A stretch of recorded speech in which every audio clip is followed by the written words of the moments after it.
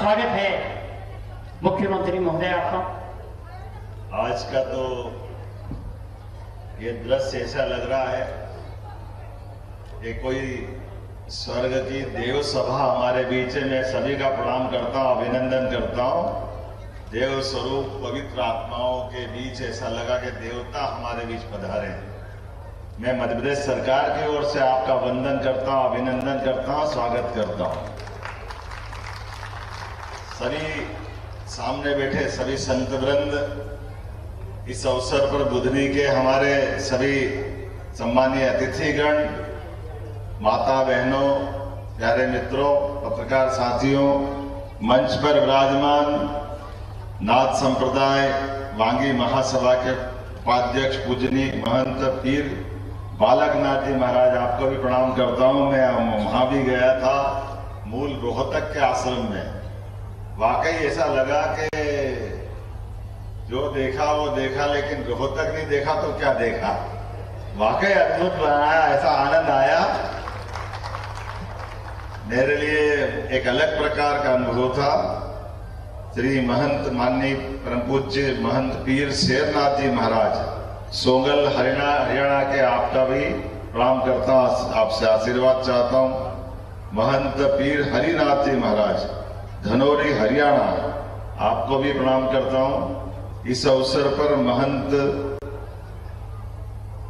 शेरनाथ जी पेटवा हरियाणा से तो लगता है कि हरा भरा ऐसा, वाह, हम भी हरी हरी इसीलिए करते हैं। आज अपने इस मंच पर सम्मानित समस्त संत वृंद बैठे, सबको प्रणाम देता हूं। रमता पीर महाराज जी भी, आप भी बैठे हैं। लगातार अपने माध्यम से हम सब मंच पर ही विराजमान, राजस्व मंत्री माननीय करण सिंह वर्मा जी, माननीय राज्यसभा सांसद माया नरूला जी, माननीय सांसद दर्शन सिंह चौधरी जी, माननीय विधायक विजयपाल सिंह जी, और अभी सांसद से विधायक बने हमारे वरिष्ठ नेता रमाकांत भार्गव जी। बड़े स्वार्थी हैं लोग, खाली रमाकांत जी के लिए ताली बजाओ तो सभी के लिए बजाओ, आनंद करो। हमने तो सभी का उल्लेख करा। रमाकांत जी, आप ताजे दिखते हो, इसीलिए ऐसा हो गया होगा। हमारे बाल योगी उमेश नाथ जी महाराज, मैं आपको भी प्रणाम करता हूं। माननीय राज्यसभा के सांसद, और अभी मुझे बालकनाथ जी महाराज बता रहे थे, मेरे को तो ध्यान ही नहीं गया कि इस लोकसभा को एक वरदान है। कोई संप्रदाय का रहे न रहे, नाथ संप्रदाय का अखंड धुना जलता रहता है।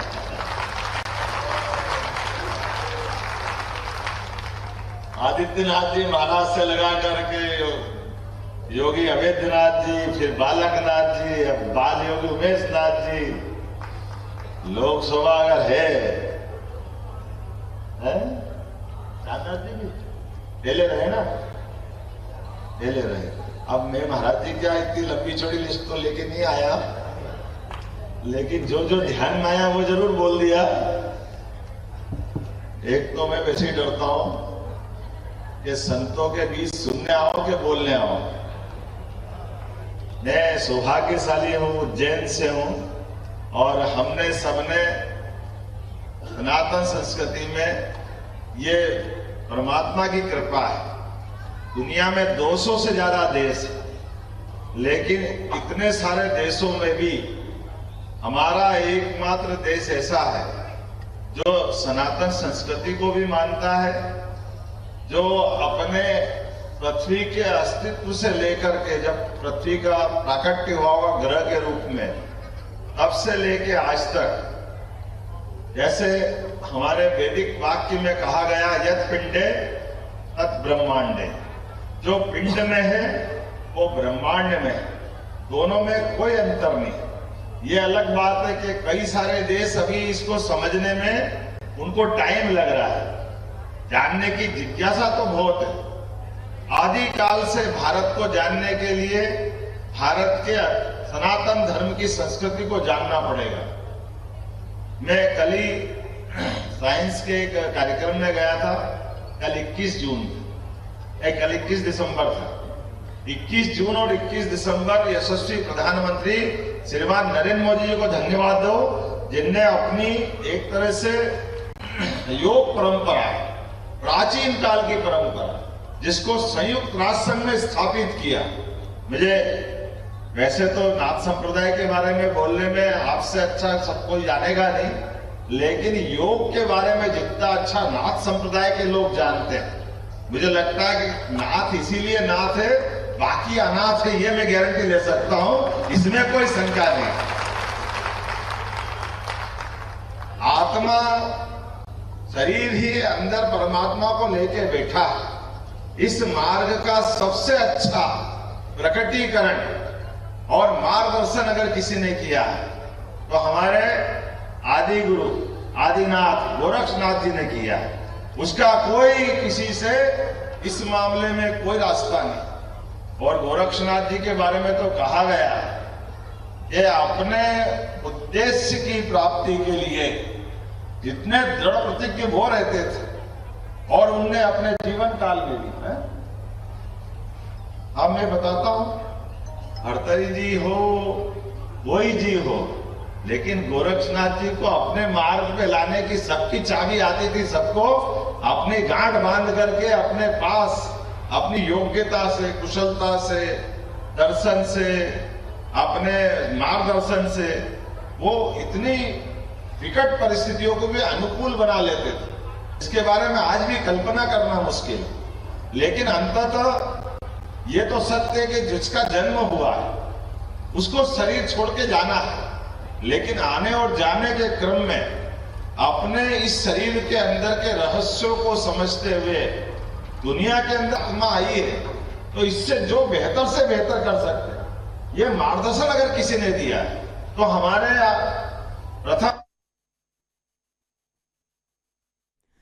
तो जिस तरीके से आपने देखा, बुधनी में संत समागम में सीएम मोहन यादव पहुंचे हैं, यहां पर सबको संबोधित वे कर रहे हैं और साधु संतों के बीच यहां पर सीएम मोहन यादव पहुंचे हैं।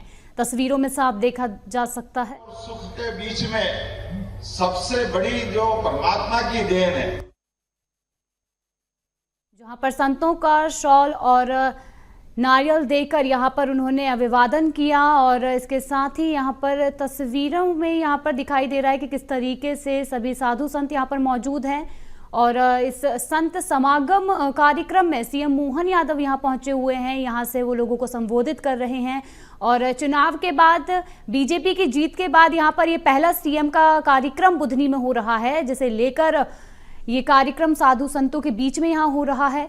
और कई सारे कार्यों को लेकर यहाँ पर सीएम मोहन यादव ने बात की। वहीं अपने 1 साल पूर्ण होने को लेकर भी यहाँ पर उन्होंने कई सारी बातें बताई। एक बार देखने आया था महाराज जी।